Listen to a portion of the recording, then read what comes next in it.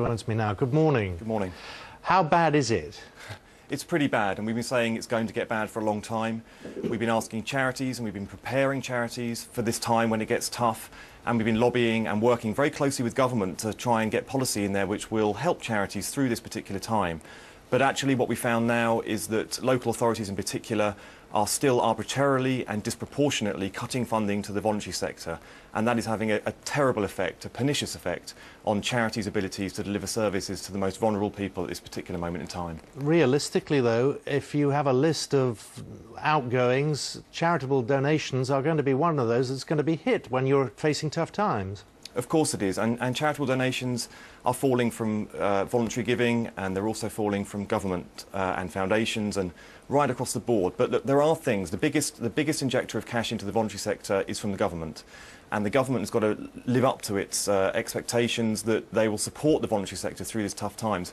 We're not saying that the government should exclude all cuts from the voluntary sector. We're not. But what we are saying is that the government should see, and especially local government, should see charities and the voluntary sector as partners in these tough times. Nobody knows how to deliver more for less, how to deliver bang for the buck than the voluntary sector when it comes to supporting the voluntary sector, supporting vulnerable people in society. And what the government needs to do is to learn from that expertise, not actually eviscerate their ability to deliver at this tough time. Peter, given that everyone everywhere in this country at the moment is studying budgets and making cuts of one level or another, there is a view that perhaps there are too many charities out there? I don't understand that. I mean, I've never heard anyone say that about another sector. I've never heard anyone say that Sainsbury's and Tesco shouldn't be competing out against each other.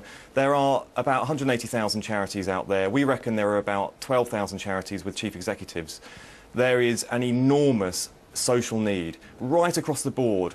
We have seen charities, demand for charitable services increase in these difficult times because more people are made vulnerable in tough economic times like this. The difficult thing is that the government reached a settlement with many people in the voluntary sector in the run-up to this year's, in this financial year. So we were prepared for it. I spoke to somebody leading a charity in the North East yesterday who accepted their cut from the local authority. They prepared for it. They got their organisation prepared for it. But what's happened is, ever since April, they've had 2 further cuts. Now, if you're running an organisation out there protecting vulnerable people, what you should be doing is 100% focused on the needs of your service users, your beneficiaries.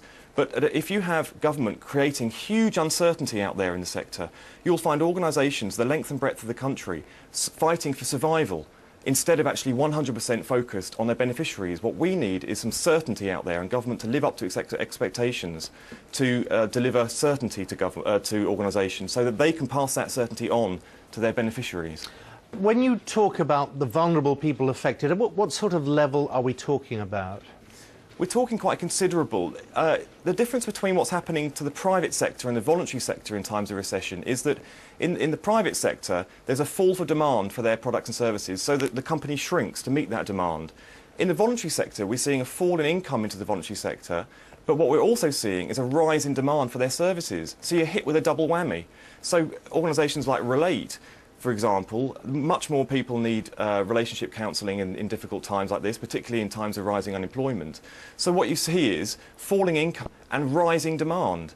So organisations have to lead their way through these tough times. What they need are people who are committing to supporting charities to give extra security and extra support through these difficult times, because charities are leading through the kind of economic conditions which no other part of our society is enduring at the moment. Is there a figure in your mind, a magic figure, a financial amount, which will stop charities going to the wall?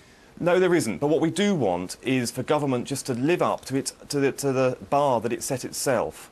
So, for example, in this country, voluntary sector delivers services within the NHS of less than 5%. Less than 5% of services in probation services, so supporting ex-offenders, is less than 5% as well.